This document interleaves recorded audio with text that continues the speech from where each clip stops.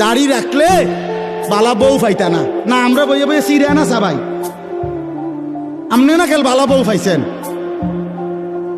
আমরা হুজুররা বসে বসে আপনি কি বনে না খাই উদা? কি বলেন আপনি এগুলো? এই সমস্ত বাজে কথার কোনো অর্থ আছে কি বলেন না কেন? শয়তানের ধোঁকা ছাড়া আর কিচ্ছু না, নফসের ধোঁকা ছাড়া আর কিচ্ছু না।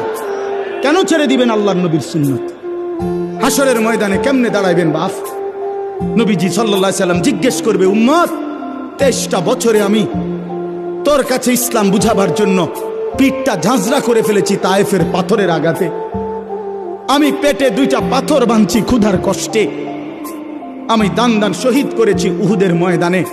আমার এত কষ্ট, এত রক্ত, আমার এত চোখের পানি, আমার দিবারাত্রির এত কান্না, বিনিময়ে তুমি এটা কি নিয়ে আসলে?